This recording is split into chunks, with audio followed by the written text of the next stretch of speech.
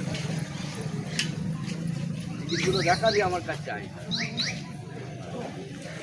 হাসিবুল শেখ, আমি অনেক দিন থেকে ডিয়ার লটারি ব্যবসা করছি। তার ডিয়ার লটারির কোনো প্রাইজপত্র হচ্ছে না, তাই আমাদের সংসার চালাতে খুব কষ্ট হচ্ছে। সরকার যদি এটা একটু দেখতো খুব ভালো হতো।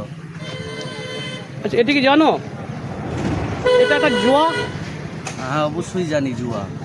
এই যে দেখতে পাচ্ছেন গাড়িটি, এটি অবৈধ গাড়ি।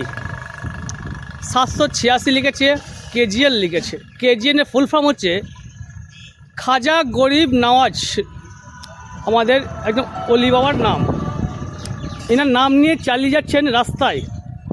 পুলিশ প্রশাসন কি নজরে পড়ে না? গাড়িটির পরিকাঠামোটা একটু দেখুন। গাড়িটিতে 407-এর রিং টায়ার, 407-এর ডিফারেন্সিয়াল। এই গাড়িটাই আনুমানিক 7 থেকে 8 টন মাল বহন করতে সক্ষম।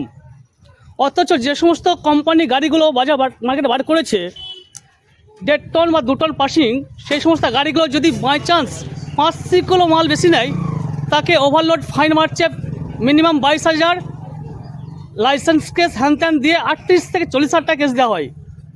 তাহলে এই অবৈধ গাড়িগুলো রাস্তায় দিন দুপুরে চলছে, সরকার বা পুলিশের নজর পড়ে না? এ ভাই, তুমি কি আর কোনো কর্ম পাওনি? এই গাড়ি ছাড়া গাড়িটা কাটতে পারতো? মালিক কোথায়? গোলায় মালিক এখানে আছে না। এই দেখুন আরেকটি গাড়ি আসছে, দেখতে পাচ্ছেন। এই যে ইঞ্জিন ভ্যান বা মোটর ভ্যান বলা হয়, দেখুন মাল কেমন নিয়েছে। দেখুন দেখুন ওভারলোড। এমনি তো বেআইনি গাড়ি, এটা মাল নিয়েছে মিনিমাম 5 টন।